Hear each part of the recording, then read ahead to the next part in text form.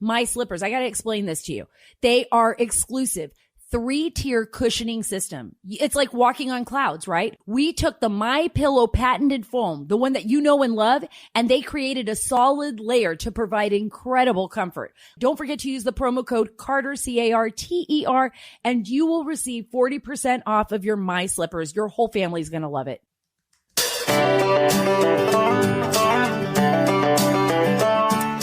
There is a crisis. It is a very real crisis.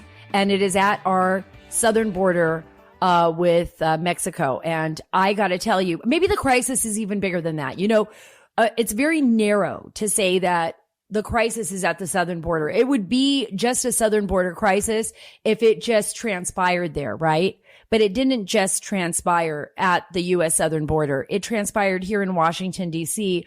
with the Biden administration. We are going to tackle that here on the show. We are going to touch base with all of the issues that are happening there at the border. More importantly, we are going to have Congressman Greg Murphy here. He is not only a physician, but he is a congressman from North Carolina's 3rd District who has this amazing proposal for the House. He's part of the Border Security Caucus, but he has some new legislation that he's proposing. It's called Guard Our Border Act. It's the Guard Our Border Act.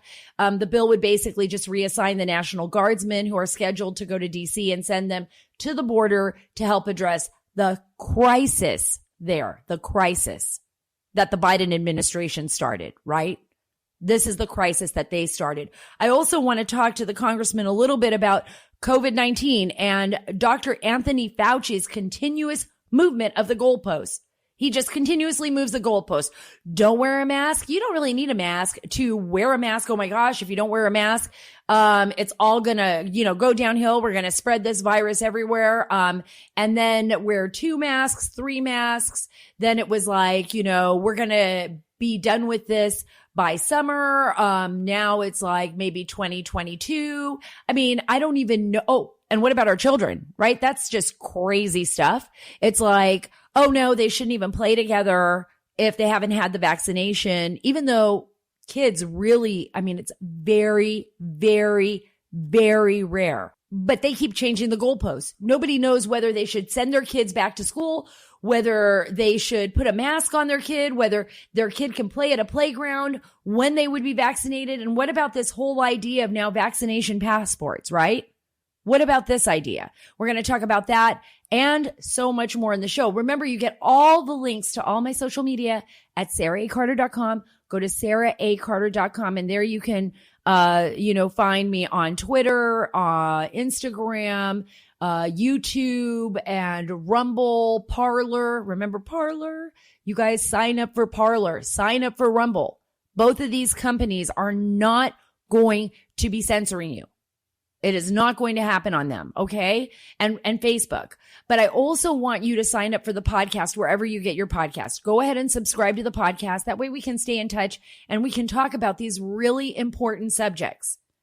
And last but not least, a big shout out to Nasty and the Special Ops Gang in Montana. You guys are awesome. Thank you so much. Thank you so much for being avid listeners of the Sara Carter Show. I really appreciate it. And I hope one of these days, real soon, I can get out there and see some of, see you guys out there and just thank you for all the great service and work you've done for our country. Thank you so much.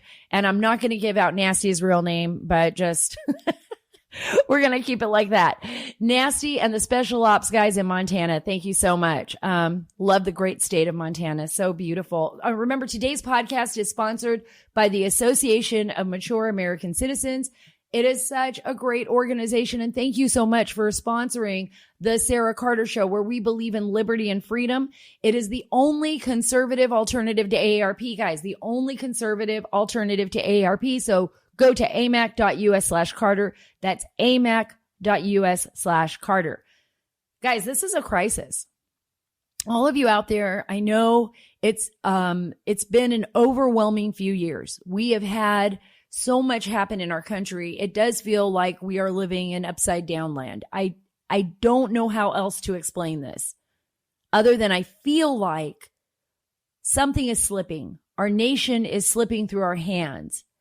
And from the censoring of books like Dr. Seuss and now Captain Underpants. And I mean, just craziness. Like everybody's taking everything so seriously. It's like you don't even know how to have fun anymore. You don't even know how to joke around anymore. You can't even, talk about anything anymore at work without the fear that somebody is going to come after you, some overly sensitive, millennial maybe or adult. Who knows? And they're going to be just like offended by everything that you say and everything that you do. It's a weird world. It's a weird world where people are even afraid to talk to one another because, COVID, I was in Texas. It was a crisis. I was down there. I was with the migrants. I was walking with them, talking with them. I had COVID. I already had it months ago. I got over COVID. Thank God. We all recovered in my family. We're good to go. Doctor says you're good to go. You're not going to give it or receive it. Not right now. My antibodies are like off the charts, right? I'm fighting that sucker like like Nasty and the boys in Montana. My body is ready for war with COVID. So, I'm one of the lucky ones, I feel. So I'm out there and, I'm with these young, unaccompanied minors. They're coming to this country illegally. Many of them have never seen a doctor. Many of them, don't even know. I don't even know how they got there. I mean, safely. I mean, especially when I run into young girls and I know some of them have been probably assaulted. Some of them have been raped. I mean, just the fact that they made it, but just the horrors of what happened to them on this journey. And all because we have these horrific policies that perpetuate this criminal behavior by the human trafficking organizations and the drug cartels. That's what we have. We have these horrific policies established by the Biden administration. This is exactly what the Biden administration did. No ifs, ands, or buts about it. They did this. This is Biden's crisis. President Trump had a different set of rules. He was very clear. Any migrant could tell you this, even the teenagers. I would say, would you have done this under President Trump? Nope, I wouldn't have done it because President Trump had different rules. He didn't want us to come in this way. We had to wait in Mexico. One girl was waiting, processing her paperwork, right, to try to get in. Actually, this one was 20 years old that I'm talking about. She said she would no way have done it. And she had a little child. But I said, well, why'd you do it now? She goes, because Biden opened the doors for us. Biden's given us time to come in so we can come into the country. And they're not even checking, guys. There's just no manpower down there to really test for COVID, to test for all of these other illnesses that are down there. And let me tell you this, if they do see someone that is sick, of course they're going to test them. Of course they're going to take them to a hospital. But what if they don't show any symptoms? And what about all these kids? I broke that story last week. All these kids that are in these facilities, overcrowded facilities. It's not just about COVID. We're worried about a number of other illnesses. When I was down there, one of the things that happened was that there was a big lice outbreak at the Donna facility, the one that's overcrowded and overwhelmed. On Friday night, as I was wrapping up, over 500 people came in through another area of the border. They literally flooded Rincon and another area of the border. Over 500 people. Our Border Patrol agents were dealing with them. And I was waiting for another huge group to come through Roma from a town called Ciudad Miguel Alemán. I know. That means the city of Miguel the German.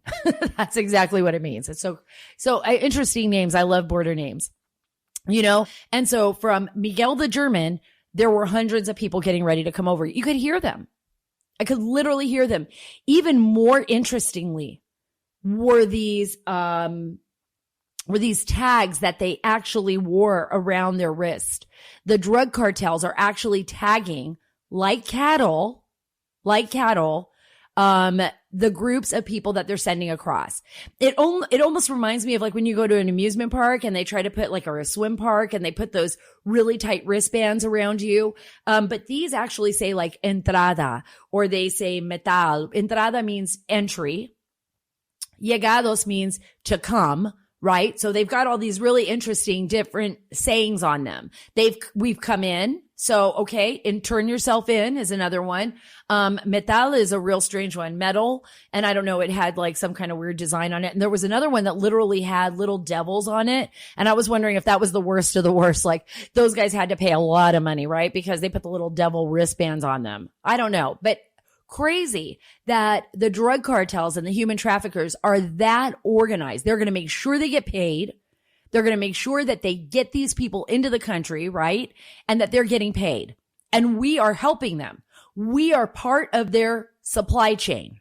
We actually are. I'm not joking, because there's nothing our Border Patrol agents can do but just take them in. It's like, okay, nobody's running unless they're a bad guy.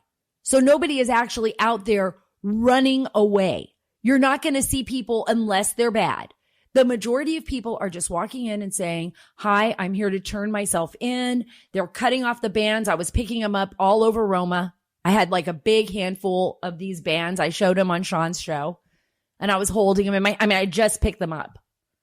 And I knew that these migrants were facing the worst of the worst. These are the worst people, these human traffickers. And these poor people, some of them, migrants who only want a better life. Others very possibly could be criminal elements. There could be gang members. But believe me, the worst of the worst, they're running in another direction while one area of the border is being flooded with families and young unaccompanied minors. That's what they do. That's how the drug cartels move their contraband in. Let me show you this clip. Here's me at the border talking about the migrant armbands. And yeah, I'm here in Roma, Texas, where right behind me, there's actually a makeshift processing center because so many people have been flooding through this small border town. I want to show you something here, Dan, just to give you an idea. Within less than 5 minutes, I picked up all these armbands. These armbands are basically given to the migrants that are crossing illegally by the drug cartels. They say things like llegadas, that means you've got here. Other things like entradas or entregate, turn yourself in. These armbands are issued by various different human trafficking organizations. They're like tagging people like cattle, and they're charging them various different prices, according to the Texas Department of Public Safety, who I spoke with, as well as the Border Patrol. Look at that. I mean, so what are we doing? Why are we perpetuating this behavior? Why are we perpetuating this behavior and allowing the drug cartels to amass the billions of dollars that they need to buy weapons, to ship poison into our nation, to kill our young people, and to target these innocent immigrants, many of them who are also pawns in this political game? Guys, that's what it is. We are like pawns in this very dangerous game, right? And we can't quite understand why this is happening. How is this benefiting the people coming in? How is this benefiting the Americans? Just use common sense. If there are 42% of you out there that support Biden's immigration policy, you have to explain to me and to those migrants who made the journey why you support it. So do you support slavery? Do you support women and children being trafficked by criminals? The possibility of rape? We know it's happening. A good majority of these young girls that are coming in, you support that? I've seen the rape trees. I've actually talked to young girls. I've had to walk them over to Border Patrol or let Border Patrol officials know that they have been raped. That's actually happened before. There is nothing humane about this. There is nothing humane about saying this isn't just one or two families, guys. This isn't just like, okay, I get that. If there was one or two families they're coming across, and that always happens. That happens in every country. But when your border is being flooded with thousands and thousands of people, hundreds of thousands of people, and possibly even 1 million this year, when that happens, and it's being perpetuated by policy, and the people that are making the money aren't like American Airlines and United Airlines and Southwest or whatever, or Mexican Airlines. It's actually the drug cartels. So now you got to tell me why you're okay with that policy. right? Alexandria Ocasio-Cortez. I mean, you were over there crying during President Trump's border issues, crying for the children. Where are you? By the way, where are you now? Why aren't you crying? Why don't you come down to the border with me? Why don't you come down to the border, and just let's talk. Let's talk to some of the kids. You can see what they've been through. You want to see what they've really been through? You want to talk to them? You can do it. Why aren't you crying? Why aren't you demanding the same of the Biden administration, if not more? At least President Trump drew a line. People weren't trying to leave anymore. They were like, oh, my relatives are stuck in Mexico. I'm not even going to leave Guatemala right now. I'm fine here. Because it's economics. I talk to the people. They come because of economics. They come because of, gangs. But wait a minute. There's gangs in Chicago, guys. Guess what? There are gangs in Chicago. Children dying every weekend in Chicago. Can the people of Chicago apply for asylum in Japan and say, you know what? I live in the United States, in the worst city in the United States. I live in a horrible city where people are just getting killed left and right. The mayor doesn't want to do anything. You want to compare to Honduras? Some of the neighborhoods in the United States, too, where our children are suffering, where we should be paying attention to our country and lifting our citizens out of poverty and ensuring that our children are safe as well. Instead, we're ignoring that problem. This is the argument that the Biden administration is making, that this is a human rights issue, right? If it's a human rights issue, we have places in the United States that are overrun by gangs, where police have no control anymore because, gosh, they don't even want to go in there, because if they end up in an altercation with someone, they could end up going to jail, right? Where children are killed on the streets. Just pick up the newspaper, go on Google. I'm not saying anything wrong. Go on Google, just see how many kids were shot in Chicago every weekend. Just keep going back. And then tell me that that's okay. And tell me if other countries are accepting that. People want asylum from America, from poverty in America. Could they just show up in Germany or Norway, Sweden, Japan? I don't want to live there anymore. Everybody's getting shot up in Chicago. What about Baltimore? What about New York? Crime rates are going up in New York like crazy now, right? I don't know. I'm really frustrated. We have lost all common sense. I want to play a clip here. This is me talking to the Texas Department of Public Safety. This is me last week with DPS. Thank you so much out there to all of our deputies out there and to all of our law enforcement officials, particularly in Texas, that are picking up the pieces, because guess what? Under Operation Lone Star, they're doing it to help out their Border Patrol brothers and sisters, as well as their ICE brothers and sisters. Listen to this really quick. What is the real national security implications of these cartel wars and these drug cartels in Mexico? So right now, because of the current situation, we have an increase in criminal activity. They're desperate right now. And they see the current situation, they're exploiting that current situation. You're not only dealing with the drug cartels, but you're dealing with an increase in young women and children. And so you have to be very aware of what's going on. It's got to be a challenge for you. It is very challenging. These cartel members don't like the entering in and deterring what they're trying to bring across, it be narcotics or migrants across. So they do get very upset, especially because that's money lost on their end.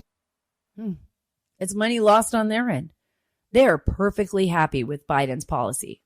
Biden's policy is an awesome policy for them. Trust me. I'm like a thorn in their side. President Trump was a thorn in their side. It's like, what? You want to block off the border? You want to stop the flow of our narcotics? You want to stop the flow of people? Now it's like a free-for-all down there. The crime rate in Mexico is going up. The drug wars are going up. There is no doubt that we are at the very beginning. Think about this, only a few months in office, guys. What's it going to be like in 4 years? What do you think? What do you think is going to happen in 4 years? This is why I'm so grateful that I have Congressman Greg Murphy on today. I'm really thrilled to be talking with him. I want to play this clip, and then I'm going to go back to Murphy, but I want to play this clip before we get to the congressman. And this is Nancy Pelosi. And, talking about our National Guard, whereas as I said earlier, Congressman Murphy has a new plan. He says, guard our border act. Let's just move them. This new legislation, get the guardsmen who are heroes, who are taking time away from their families and their work, and they're serving their country. And please say thank you to them when you see them. This is not their fault that Nancy put up Nancy's wall. This is not their fault. But let's let them do the job that they need to do, which is down at the U.S. border. That's why I agree with Congressman Greg Murphy on this. I want to play you this clip. This is Nancy Pelosi about our National Guard on Capitol Hill. There are reports that the Capitol Police have asked the National Guard to stay for 2 additional months in addition to how long they've been here. Do you think that need exists? Do you agree you want them to continue to stay here? Well, that's a question for them. The decisions about security are made by the security leadership here, and we'll see what that ask is. Right now, we have some drafts that have been put together, a draft that has been put together by General Honore. He's briefing all the leadership of committees in a bipartisan way, leadership of the Congress, and hopefully next week we'll have a presentation. We'll be able to have presentations to the fuller membership. The issue about the National Guard is one that will be made by the Capitol Police and the Police Board and the rest, but I'm not in a position to respond to that. But we should have them here as long as they are needed. God, that was almost putting me to sleep. I was just like, just say it. Just say it. This is your political stunt, Nancy. I mean, she kept talking around it and trying to say that this decision is going to be left up to the Capitol Police and to this and to that and that it's all her. It's all her. This is Nancy Pelosi's decision. This is Nancy's wall in Washington, D.C. It's an eyesore. Nobody is going to, raid the Capitol again. I mean, even then, horrible January 6th incident. Yes, get it. It's horrible. All right. It's over. I live here. I go around the Capitol all the time. It's fine. There is not going to be anything happening at the Capitol. They didn't act this crazy and go nutso when people were burning down the church in front of the White House and, BLM Plaza was established and cars were being trampled on and police cars and there were people marching through the streets. We never saw this kind of protection. Does it bother you that these are our leaders? These are our lawmakers and that they don't want to protect us. They don't want a wall on the U.S. southern border. They don't seem very concerned about the possibility of really bad guys coming in through that border, right? Or the poisoning of our own children with these crazy pills like, Mexican blues and, Adderall laced with fentanyl and methamphetamine and all this other stuff. And all of this stuff that could kill our country, kill our children, make us addicts, that they don't even want a wall there. They say we don't need it. But yet they put a wall around Capitol Hill to keep everyone else out. It's like to protect them, but we don't need protection. And then they put these guys with these, our men and women in the National Guard, with their rifles in front and everybody's, scattered around and it's miles of wall and, you're not going to get in and you got to have ID to get in, show an ID, but you don't need an ID to vote. Don't need one to vote. Need one to drive a car, need one to go in there, but you don't need one to vote. Doesn't it make you sick, the hypocrisy? By the way, Governor Cuomo, when I was up at his big McMansion in New York and Albany, his big McMansion had a giant big McMansion wall around it. I couldn't even get in there. I couldn't knock on his door and be like, hey, it's Sarah Carter with the Sarah Carter Show. Hey, it's Sarah Carter with the Sean Hannity Show. Can we talk a little bit? There was no access to him. Yet they want us to be exposed to everything else. They're fine with it being in our communities. Totally fine with that. Right? but not for them. You guys, if we don't start using our brains and our common sense and start calling our lawmakers and saying, you know what, I'm not going to put up with your stuff anymore. I'm not putting up with this. Guess what? I'm going to hold you accountable. I'm going to vote you out. I'm going to vote you out if you don't change your ways. We need to start speaking up. We need to say you absolutely have to support legislation that's going to move our National Guard and assist our Border Patrol and ICE officers at the border. We absolutely have to insist that they do things the right way. We have to insist that we're not going to be subjugated to a COVID passport, a health passport in the United States. We have to insist that our children go back to school so that they can have some normalcy in their life, because the cure is, I don't know. It's worse than the disease itself in some cases. This is absolute insanity. This is why I am, talking to you from my heart. This is why I have Congressman Greg Murphy on today, and I want him to talk, and I'm so excited to bring him on. He's going to talk to you about Guard the Border Act, which is his new legislation. It would reassign 95% of the National Guard troops deployed to support the security operations in Washington, D.C. and around the Capitol to actually going to support the operations at the U.S. Mexico border. He is, he is a doctor. He's somebody that really has an understanding of what's going on. And they also plans, along with others, Congressman Murphy, as well as other lawmakers, to head down to the border themselves and to see for themselves what the situation is there as far as the medical issues that they're going to be dealing with.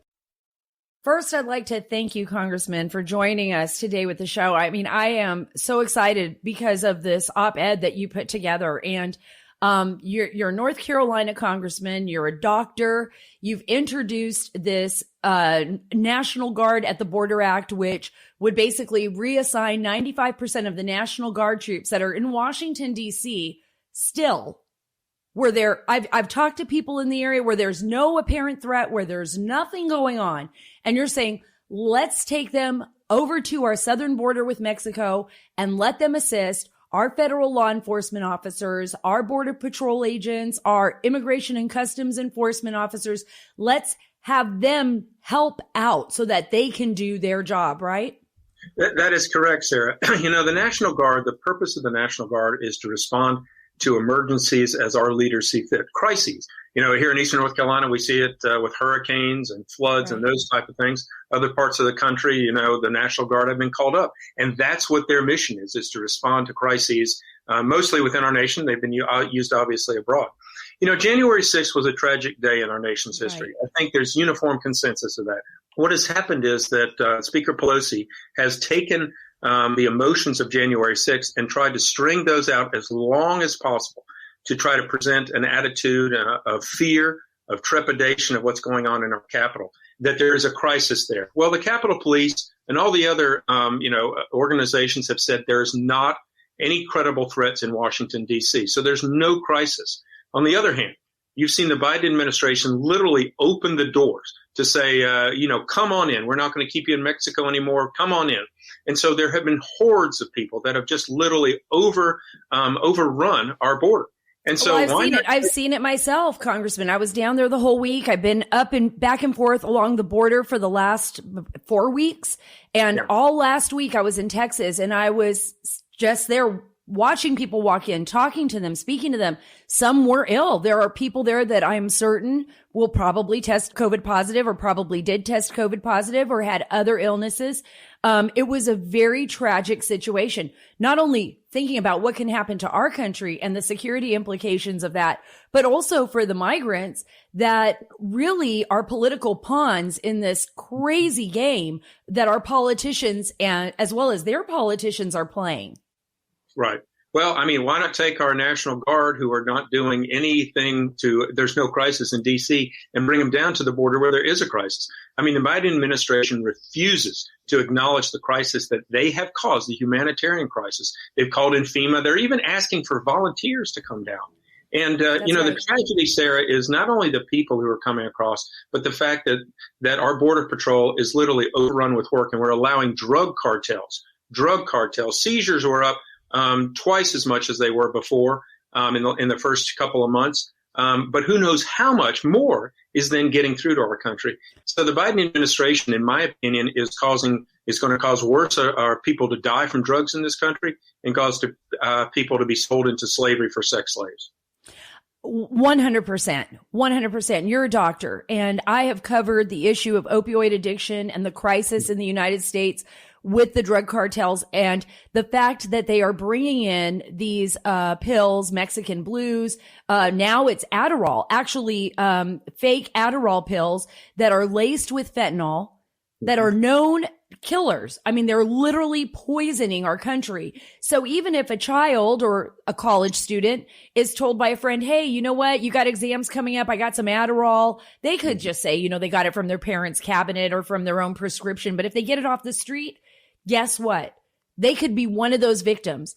Their parents could get a call one day that their child took one pill that came across the border by these drug cartels, and they will find that their child had passed away or their child's in a coma at a hospital. I mean, this has to be, I don't understand why we are not seeing this as a poisoning, as a national security threat against our nation.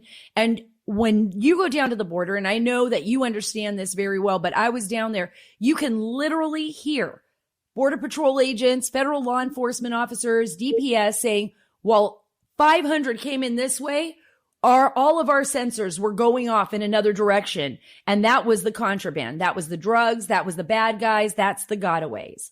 Yeah. And Sarah, I worked when I was in the North Carolina legislature. I was the only physician there, and I worked extensively on opioid legislation. And I really think we had gotten to the point, overdoses were just climbing since the 90s. We had finally achieved a point where they were going down. Sadly enough, Sarah, I've known 9 young men, 9, who have died from overdoses, accidental overdoses. And we're going to just see those numbers lie again. And so, sorry, I'm just going to say it. That's blood on the hands of the Biden administration for allowing this to happen. I think that that's absolutely accurate. I mean, one of the things that I think about is when you understand and that your actions have caused this equal and opposite reaction, right? It's like science. It's like you say that we're going to open up these borders. We're going to treat everyone differently. There is nothing humanitarian, I say, about this. There is no, there's no action. Like this is not an action of love. What happens at the border is only benefiting the drug cartels and those human traffickers. And it's so disingenuous to make that argument.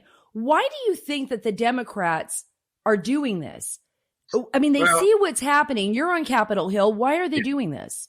Well, I think there are several different reasons, some political, some humanitarian. I've done mission work for years and years, and I've worked in Central America really since the beginning, 2002, I believe, worked in Nicaragua and Honduras. And it's tragic, some of the situations that are down there. The sad thing is, us pouring money into those dictatorships, if you will, are going to be pouring money into corrupt organizations. Why they're doing this?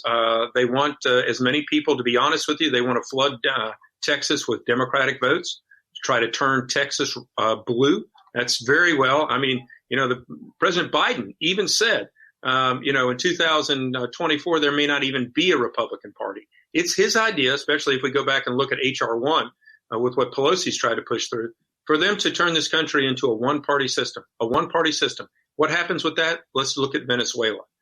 Venezuela was the most prosperous country in South America, and now it's just a disaster area. That's what this country, if allowed for Biden's policies, if they are allowed to continue, that's what this nation looks like in 10 years.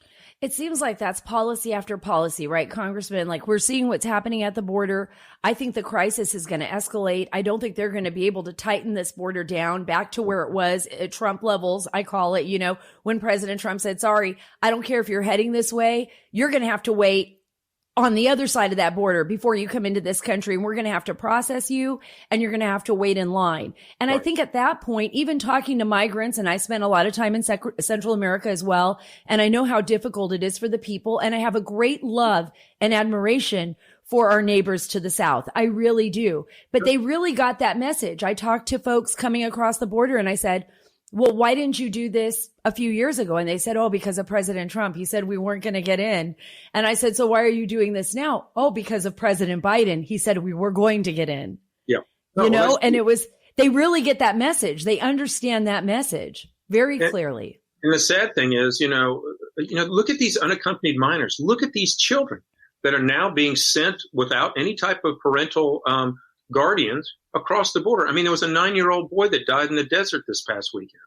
Right. It is a sign that's trickled down. There's nothing wrong with the policy that was there before. We had all the governments of Central America in with understanding our policy. We had partners there. And now it's just been open up the doors. And, we're seeing people from other countries, African countries and some other places where they're coming in to Central America and coming up to that way, New York. Up that way north. Absolutely. This is a message that doesn't just resonate with our neighbors to the south. You're 100% accurate. It resonates all the way around the world. There were people that I saw personally from Cuba, Romania, as well as India, crossing in through the Yuma sector, through Mexico. They were in a small town of Algodones, which is a town that probably most people don't even know in America. It's a small town that means cotton. And so you have all these people from, someplace else in the world actually made their way down from South America through Central America. Usually they fly through Brazil. They get into Brazil with their smugglers. They make their way through the Colombian jungle. They make their way down through Central America and end up in Mexico. And then they show up at a town called Algodones, and then they walk across and turn themselves into Border Patrol and say, I'm here. Give me citizenship. And the sad thing is, we're talking about COVID positive, to get into the United States from Canada, to get into the United States from anywhere in Europe, you have to prove you're COVID negative, have a test. But that doesn't mean anything at the southern border. So we're just letting folks that are coming in, they're going to overrun our healthcare system. We're going to have to pay as taxpayers, millions of dollars anyway. We're paying that for housing already, for a policy that literally makes no sense. And, I'll say this, I said this last year, I'm not quite sure who is running the ship in the Biden administration. I'm not so sure that it is the president doing it, making these policies, because they're not. Who do you think is? Who do you think's making these policies? Well, I'm sure that former President Obama is speaking with with President Biden, if not daily, on a very, very frequent basis. I know Speaker Pelosi, I'm sure, has got a ear in his. I'm sure George Soros is doing his type of things. I in some ways I feel sorry for the President Biden, because I think he's become a pawn in this insanity, and it will be his legacy that shows that if this nation falters, it will be his legacy completely. Let's talk about this, because I think this is an important point, and because you're a doctor, and something that concerns me deeply. It was concerning me in 2013 and 14 when I saw the overwhelming amount of unaccompanied minors and family units, what they call family units, being housed actually inside the facilities, overcrowded facilities. It wasn't COVID that they were worried about. They were worried about other potential problems, specifically multi-drug resistant tuberculosis, any type of virus that could have been carried over the border. I think swine flu was a concern then too, H1N1. There was a lot of, so I think people have forgotten how many more issues. Right now, there's an outbreak of lice at the Donna facility, and they believe that there's also a COVID outbreak in some of that part of that facility. So as a doctor, what are your biggest concerns about what's happening in there? Well, I think people don't know about it because the Biden administration's made it very clear they don't want the press there. They've locked them out. Senator Cruz was trying to take some video, and Biden administration staff were trying to prevent him from doing that. They're doing their very best to throttle the information that's coming there. God forbid if President Trump would have done this, what would the mainstream media be doing about this? This would be insane. But It is a health disaster. Whenever you have people contained in a confined space for an extended period of time. I was there. There was 700 plus people in a space made for 80. A space made for 80. So the smell of urine, vomit, restroom capacity, I can go on, and you can only imagine what our Border Patrol agents are seeing, what they're thinking. They're telling me, look, when Biden says he's going to let media in, when he actually says that, but he doesn't know when, is because they're trying to clean up a part of a facility that they don't want anyone else to see. That's exactly right now. It's like the Chinese. It took 10 months to allow WHO to come in because they wanted to sterilize the place. No, it's a travesty. The sad thing is, you look at how infectious the COVID virus is. The measles virus has what they call an R0, an infectivity virus of about 18. COVID is probably about 3 to 4. So these kids probably have not had their MMR shots. So you're going to see an explosion of measles if somebody has that in those type of facilities. And so this is a humanitarian crisis. And for them to balk and not say it's a humanitarian crisis is disingenuous at best and a falsehood to the American people at worst. What do they need to do right now to ensure the safety of our law enforcement officials and to ensure that the children that are in those facilities, particularly the children, I think, because that's where we're really concerned with. Sure. Obviously, we're concerned about the family units as well, but what do they need to do to ensure the safety? I mean, should we just, is it emergency enough that FEMA needs to go in there and say, no more? We need to rechange this policy, have maybe bigger tents or move some of these children out of this facility. What do we got to do? Well, one great thing would be to take the National Guard that's in Washington, D.C. and bring them down there to help our border guard. That's one thing. That's what our bill says. Is this Nancy Pelosi's political game? Is it a stunt? What do they think they're doing here by keeping our Capitol on lockdown? I mean, Nancy's wall is a joke. Yeah, it's a total political stunt. I mean, there's nothing there. It's total political stunt. And the sad thing is, I don't think she cares that the American people know that it's a political stunt. And that's what it is. People more and more see that. I thank the National Guard every time I bump into them. I thank to the brave men and women who have now sacrificed their jobs and everything to come stand around. And they're all so good about it. They said, yes, sir, we're just doing our mission. And that's what they're talking about. But this is just a total misappropriation of resources. They spent already half $500 million in putting people there. And it's just a tragedy because Nancy must think that the rest of the country is downright dumb, but we're not. We're not. And we had over 100,000 people that we apprehended in February at the U.S. Mexico border. I mean, that's insane. Over 100,000.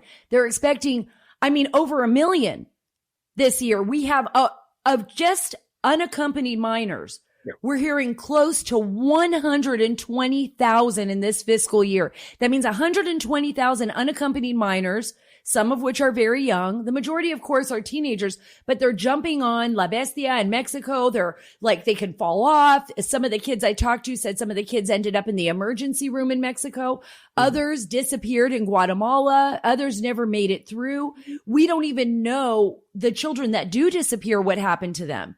Yeah, this really is a humanitarian crisis. Well, think about the vulnerability of, especially try a 14-year-old girl. Think about how vulnerable she is. We've known now that a third of the women who are coming across the border have been sexually abused. Correct. Okay, a third. And you think about the vulnerability of those girls who are coming in that have no parental guidance, they have no parental protection, and thrusting them into the country. Just think the number that will be sold into literal sex slavery. Right. We're living, as we said before, in a bizarre world. Where we don't even have any rules or regulations. One of the things that I was going to ask you is I've been talking to law enforcement officials and some of them are saying, look, we don't even know if some of these people are their parents. And then they say they're their relatives and we don't even know what's going on. Or maybe the relative is a bad guy, but we're giving them back to parents who basically allowed them or people to travel alone for 8 weeks. Exposed to the worst of the worst. But then if we left our kid outside in a parking lot at Walmart, even for 5 hours, we would be arrested. Sure. I mean, it's literally a bizarre world we live in. What is up is down and vice versa. And you just take things that are just so plainly cut and dry wrong, and then somehow Pelosi and her cabal spin it that this is just being humanitarian. Well, being humanitarian is not putting a 14-year-old girl at risk to be sold into sex slavery. Absolutely. So, it's not like they're coming on a plane, with the safety and security of family and friends. It's not like there's an exodus that we're in charge of because there's a war and we have people boarding a ship where our soldiers are taking care of them. This is like just a free for all where the drug cartels are making billions of dollars, and literally arming themselves to the teeth.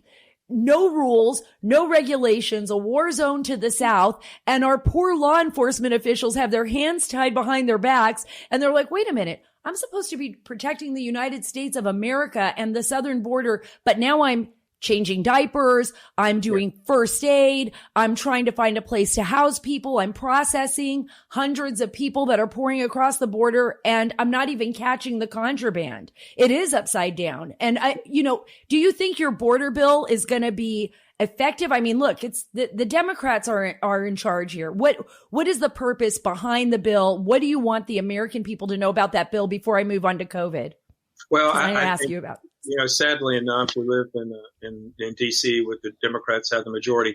Allowing my bill to come to the floor would be an acknowledgement on their part that there is a crisis. I don't see Nancy Pelosi doing anything bipartisan by any means to try to acknowledge what's going on. I see her not caring and just trying to push her political agenda forward. Well, and that's a really sad state of affairs. I mean, is it going to require the American people to just stand up and say to congressmen, to say to their leaders? I mean, I don't care if you're a Democrat or Republican, or if you're an independent that's listening to this, or you belong to the Green Party. Nobody out there should think this is okay. Should they just contact their lawmakers and say, we're not going to put up with this anymore? What do the American citizens do? Well, they have to, Sarah. Sadly enough, I heard one statistic. I was told this. I have not read this yet. That 42% of Americans support Biden's immigration policies. I just don't see how that's happened. I mean, some of it is obviously suppression of the press because they don't know what's going on. Other one is just blind following of the Democratic policies. But this is a tragedy. I mean, and this is the way. This will be Biden's legacy, is the overturning of the country, that rule of law does not matter anymore, that the country's laws don't matter, and that they can basically invent the country anew into one that just is only their belief, their viewpoint, and their laws, which is basically non-existent at this point. Well, I got to tell you, that's disheartening, but I know we can't give up. We can't give up this fight. And before I let you go, I want to ask you just really quickly. It's like a two-parter question with COVID. Okay. So we know that Dr. Fauci, at least I feel, is continuously moving the goalposts, right? And the Democrats are continuously moving the goalposts. There also is this part number two. How do you feel about them moving the goalposts? Number one. Number two, how do you feel about this vaccine passport situation, this COVID passport that people have to have? I mean, I thought we were America, for crying out loud. I know foreign countries can try to impose their own rules. That's their own business. But aren't we the United States of America? And can't a platform like this, where we keep everybody's medical records inside some kind of phone app, be a national security problem as well as a problem for our civil liberties? Yeah. Well, Sarah, I was an advocate right in last March of shutting things down because we did not know about this. And I definitely was a proponent of masks, of all these things. However, the science and the data show that now things are in a much better place. There's one statistic I read that 72% of our high-risk populations over age 65 have been vaccinated. Those are the ones that are really most concerning. And so we have moved this. Now, Dr. Fauci, I will tell you, there's not uniformity in the medical community about what he's saying and what he's doing. He has been moving the goalposts. I personally don't think that if you've been vaccinated and you're in a room with vaccinated people, that you have to be wearing masks. Where at some point we're going to have to step forward and say we aren't doing this anymore. Other states that have thrown away their mask mandates and everything in the last 3 or 4 weeks, they've been doing fine. I'm not saying let our guard down. I'm not saying that at all. I believe people should be vaccinated. But there's a point where enough of stringing the pandemic along forever, Dr. Fauci. Let's move onwards. As far as these passports go, it is something of civil liberties. When I see patients, the first thing I ask them, have you had the vaccine? You're going to get the vaccine? And that's what it needs to be. It needs to be that. I don't ask people if they've had a flu vaccine or if they've had this other vaccine. I don't ask them what their cholesterol is, if they're just in a public setting. I don't think that's good. We're turning into a police state if that is the case, which is honestly what the Democrats want. They want a police state. But I don't think that's going to hold water in the free states in the United States. I always say that. I always say, watch how you give away your freedoms, because it depends. What you give away, you will never get back. You will never get back. You know, in America, and you brought up a very good point there. We have a relationship with our doctors, right? And we have HIPAA laws so that we can protect ourselves, right? There's a lot of reasons why we have those laws in place and why we have that relationship with our doctor. I think it would be bizarre to do that for COVID. If we allow that to happen, it's going to happen for everything, right? Did you have your flu shot? Did you have your, Well, it's funny, Sarah. Think about this. The Democrats don't want voter ID, right? They don't want you to be able to show who you are when you come up to vote. You have to have it for all the other things. You have to get it to get food stamps. You have to get it to apply for credit. You have to use an ID for everything. But now they do want an ID to show that you've had a vaccination. So what is where's the logic in that? So let's just turn that back on themselves and say, look, there's a reason for voter ID. But I don't believe that we should ever get into the avenues of passports and everything else. Right. Well, thank you so much. I know I kept you past your time, Congressman. Thank you for being a part of the Sara Carter Show. I really, I would love to have you come back. There's so much I want to talk to you about as far as our civil liberties, about COVID. And really, you brought up a really good point. Measles. I think that's something we need to talk about. We need to do a show where we can discuss the possibility of other viruses and other exposures that people are facing. Sure. And I don't think we know enough about that. Be happy to come back afterwards. Oh, I would love that. You're more than welcome to come back. Thank you so much. Great. God bless. Take care. So the reason I asked Congressman Murphy about this is because I can't get over how Fauci just rears his head up like some kind of goblin. I don't know if that makes any sense. Like all the time, just throwing out and pontificating and changing his mind about things that we're dealing with, like COVID, right? I mean, like the rules surrounding COVID that he creates and changes consistently on us. It's so frustrating. I want you to listen to this clip. This is Dr. Fauci warning about our kids playing maskless. Listen to this. Yeah, the children can clearly wind up getting infected. When we talk about what you can do when you're vaccinated, you can certainly have members of a family, if the adults are vaccinated, and you're in the home with your child, you don't need to wear a mask and you can have physical contact. When the children go out into the community, you want them to continue to wear masks when they're interacting with groups from multiple households. I mean, this is crazy because I don't know if you guys are following Fauci along very well, but Fauci is like consistently going back and forth on what he's saying. Well, let's just say that's the only thing he's consistent at. He is completely inconsistent on the coronavirus messaging that comes out of the administration. Even during his time with Trump, it's like he gets some kind of pleasure, right, out of being in charge of these crazy rules. Remember when he said there's no reason to be walking around with a mask when you're in the middle of an outbreak? Wearing a mask might make people feel a little bit better, and it might even block a droplet or two, but it's not providing the protection that people think that it is. And often there are unintended consequences of that. People keep fiddling with the mask and they keep touching their face. Remember that? Remember when he said that? And then he was like, oh, well, I was just saying that because I was lying to you because we didn't have enough masks. BS. Anybody who buys this garbage, I mean, really, are you that afraid that you would be letting people lie to you? This man should know. I mean, he was around and screwed up the whole AIDS epidemic thing. The same guy that really does whatever anyone in the administration tells him to do. He will move wherever the wind blows. He's that kind of guy. That is not the kind of scientist that you want. When you're dealing with viruses, when you're dealing with epidemiologists and virologists, they all know this. They all have the same rules for the masks or whether you have to wear biohazard suits. They all know how viruses mutate to some extent, how they infect person to person or animal to person, which is so rare, and the whole gain of function stuff that we've talked about before, and why he was involved in that research, even involved with the Wuhan lab research. I mean, that's a report that came out of State Department. I mean, there are so many questions about this man, about Dr. Fauci. And it's like people were afraid to say anything to him.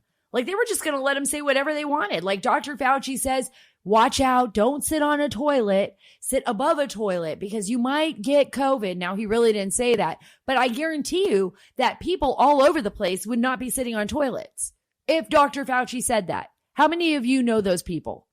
Dr. Fauci could say anything. Dr. Fauci could say, don't eat bananas. Bananas will definitely enhance your ability to contract COVID. Banana sales would drop. He never said that. But if he said that, you know those people. It's just craziness, folks. Let's just have some common sense. Believe in yourself. Believe in your own common sense. Take all the precautions. Do things the right way, right? But use your common sense. Don't allow these, wow, what would that name be? Remember those people? Greg, you got to come in on this one. I'm bringing you in. This is Greg, my producer, and I'm just going to put him on the spot. He's like the Encyclopedia Britannica.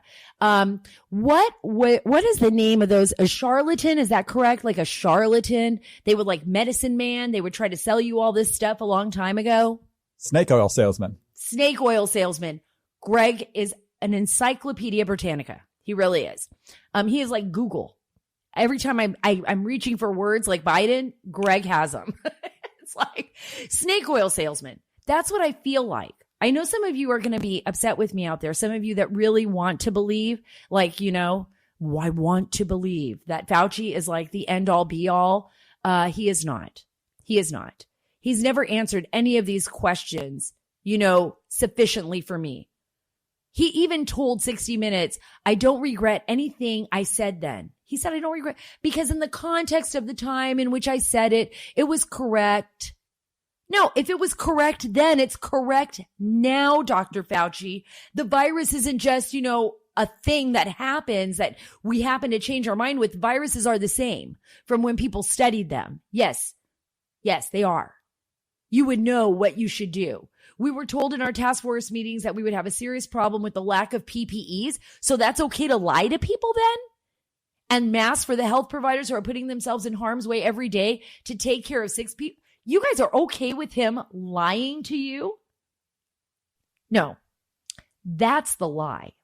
The truth is that that's the reality. I mean, do you guys really think this little piece of paper right here? Look at this. I mean, it's just a little, look at that. You don't think that droplets could go through this? It can. It might protect you more, sure, because you're covering your face. Do you want to spend the rest of your life covering your face? I don't know. I'm just saying, think about what this man is saying. Think long and hard and make your own decisions. It's still America. And all of this craziness, I'm going to play this clip for you really quick. Listen to this. Listen to this. I know she is a total liberal. This is Naomi Wolf, and Greg and I were just talking about this, but we totally agree on this with her, right? But listen to what she says. She's a liberal, an American liberal. Her Wikipedia page talks about her being, you know, the feminist author and journalist. And now because she said this, I think they threw in conspiracy theorist, but listen. I am not overstating this. I can't say it forcefully enough. This is literally the end of human liberty in the West if this plan unfolds as planned. Vaccine passport sounds like a fine thing if you don't understand what those platforms can do. I'm CEO of a tech company. I understand what this platform does. It's not about the vaccine. It's not about the virus. It's about your data. It's about your data. She is 100% right. She's 100% right. Ambassador Rick Grenell has been saying it on Twitter. Do not go down this slippery slope. There is no reason for us to be carrying around a passport on our cell phones and, you know, getting access to being able to go to a concert or go into a grocery store or whatever. We have never seen this in the history of our country, not even when there were other outbreaks.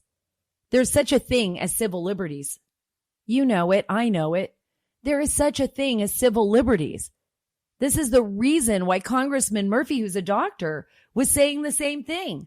Do we really want to go down this road? I know you don't. I know I don't. We will fundamentally be a different nation. Guys, you got to get out there. You got to say no to these things. You know, when I was down there on the border and I was thinking about, you know, what people had asked me, they said, oh, aren't you worried? You're down there. You're talking to all these people. You know, when I'm talking to young children, I'm not wearing the mask on my face. I mean, look, they can't give it to me. I can't give it to them. I know because I've had it, right? But I do that normally in my life. I don't ever remember traveling to Afghanistan or Pakistan or, you know, in places that were remote. I mean, I have my vaccines, right? But I don't ever remember covering my face unless I had to in the Middle East. And it was usually just my hair, you know, for purposes of culture. But covering my face when I met people, I wanted people to see my face. I wanted them to know that they could trust me, that they could listen to me, that I wasn't afraid of them. I'm a human being. They're a human being. I mean, we take risks every single day. We take risks every single day that I step out my front door. I take a risk, right? I'm mortal. We are all mortal. That's just life. You know, we show people that we love them when we show some kind of trust and compassion. Now, I would never walk in to somebody that, and I've been there. Look, I've been there. Somebody that I loved very dearly, my uncle, who was like a father to me after my dad died. He died of AIDS. He died of full-blown AIDS when there was no cocktail, when it was I guess he was part of the first wave of the outbreaks. And of course, you're going to do everything you can to protect them. They're vulnerable. Their immune systems are down. You're going to wear a mask when you go into a hospital. That's a normal process. But to wear a mask every single day and to be afraid of my fellow human beings on planet Earth, to not have communication, to walk away from people instead of saying hello to people, I see that all the time now, where people feel that they don't even need to help anyone. They don't even pick up a bag that falls in an aircraft, right? I saw this. I really saw this. There was an elderly lady up ahead of me on the airplane and her bag fell and people just kind of looked at it. They didn't even want to pick up her bag for her because they were afraid if they touched it, they would get COVID. Are we completely lost our minds? What's going on here? Who are we? Is that okay? I don't think that's okay on any human level. I don't have any problem talking to people and being a part of someone's life and letting them know that it's okay. Even down on the border, I know I'm talking about the national security implications, and I'm going to wrap this up right now, but I want to make this clear. I believe it is a humanitarian crisis, and I believe in protecting the children. The children, those are our neighbors to the south, and people from all over the world. I believe in protecting them from this horrific journey of abuse. This horrific journey where some of them are raped and some of them lose their lives and some of them will never be remembered or we won't ever know who they are. I believe in protecting these children and I believe in protecting people. That's the reason why we have laws and, we follow things, a process, but it's also our ability to be human to one another, our ability to reach out. You can have two things happen at once, right? We cannot be so afraid that we are afraid to live. We cannot be so afraid that we are afraid to connect with others. We are human. The thing that makes us so spectacular is that despite knowing that we're mortal, we still take risks. We still do things that put ourselves in danger. We do.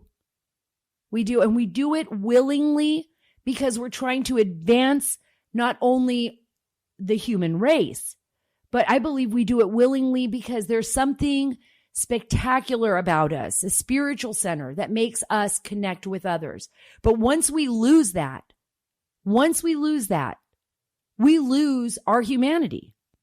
So yes, I don't intend, unless I'm in a village where there's like an Ebola outbreak or something and I have to wear like a CDC suit or something. But if I am told by my doctor that I cannot give nor receive the COVID virus because I've already had it, it makes no sense to me to get all geared up to talk to some kids. I'm not going to do it. Look, I have faith that we are going to get through this. I do believe that. I don't believe that as human beings, we're going to accept, this control situation that's happening in our country and the fact that some people want to take away our civil liberties. I believe that we're going to continue to push for our rights and for our freedoms, and that we are going to speak up because we're Americans. That's what makes our nation so great. And I know I will continue to do so. And I know that all of you out there will do the same. And I will continue to report the truth. And I will continue to speak to my fellow humans without being afraid. And neither should you. Thank you so much for being a part of the Sara Carter Show. You're amazing. I love you. God bless. And remember, right here, we are taking the story back.